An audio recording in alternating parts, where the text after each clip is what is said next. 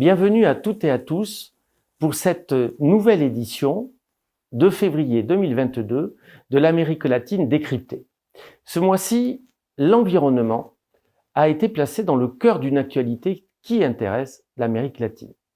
Le One Ocean Summit, le sommet des océans, qui s'est tenu à Brest les 9 au 11 février dernier, a permis de réunir une trentaine de chefs d'État et de représentants de pays, en plus de l'Union européenne, pour constituer la voie d'une coalition pour parvenir à un traité à terme visant à protéger la haute mer. C'est un sujet d'urgence environnementale immédiate, c'est un sujet stratégique à l'intérieur duquel l'Amérique latine a toute sa place. D'ailleurs, le président de la Colombie, Iván Duque, le premier ministre du Belize, Monsieur Briceño, des représentants notamment du Panama, assistaient à ce sommet qui a permis de mettre de l'avant la problématique de la pollution du plastique. Vous rendez-vous compte? Depuis les années 50, ce sont plus de 8,5 milliards de tonnes de plastique qui polluent les océans. Les pays de la façade pacifique de l'Amérique latine, tout autant que ceux de la façade atlantique ou caraïbe, sont évidemment directement concernés.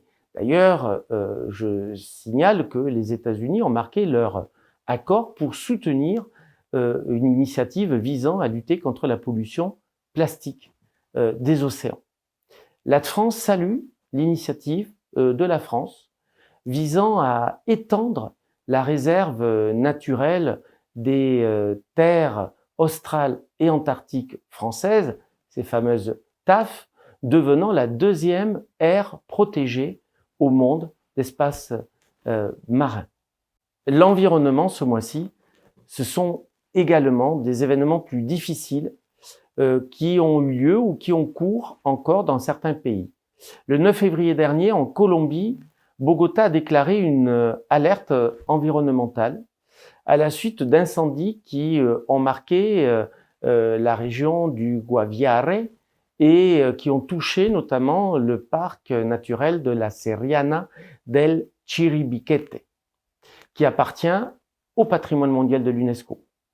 Les incendies frappent également le nord-est de l'Argentine, dans la province de Corrientes, avec déjà et depuis plusieurs semaines plus de 600 000 hectares ravagés.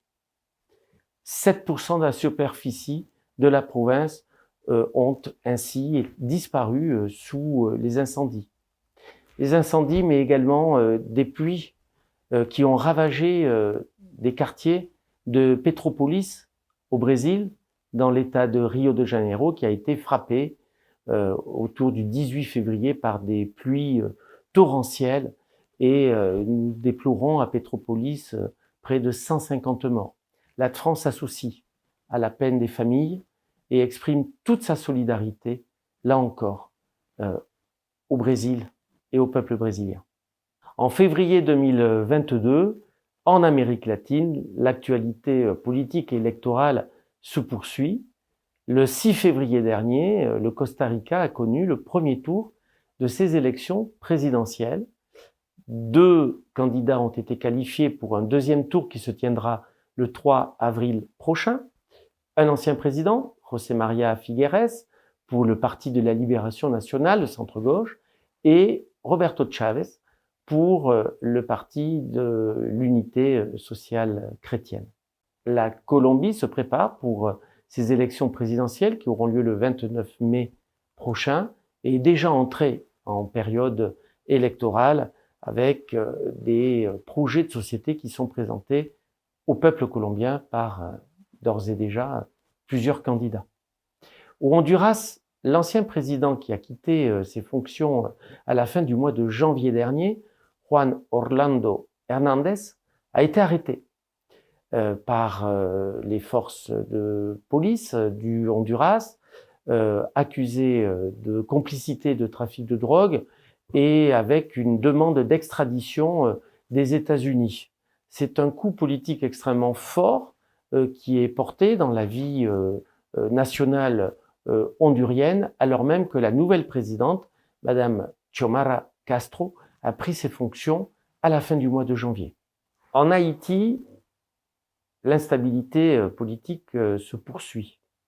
C'est pourquoi le 18 février dernier, le Conseil de sécurité de l'Organisation des Nations Unies a appelé la République d'Haïti à travailler pour mettre un terme à cette instabilité.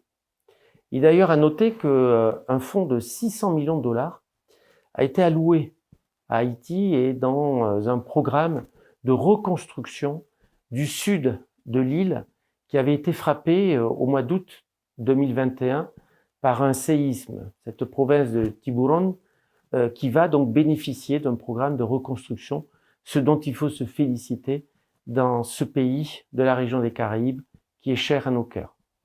Une note d'espoir, les chiffres de la pandémie et de la propagation de la pandémie, enfin, indiquent une baisse, moins 23% ces dernières semaines, de cas de la Covid-19 en Amérique latine, autant qu'en Europe, 22% en Afrique, plus de 40% en Amérique du Nord.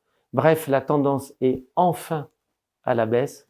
Nous pouvons nous en féliciter avec cette lueur d'espoir qui, enfin, 2 ans après, émerge cette fois-ci vraiment dans le monde et en particulier en Amérique latine.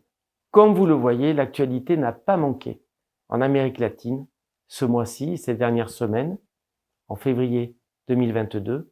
Merci de votre écoute et à très bientôt pour une nouvelle édition de l'Amérique latine décryptée.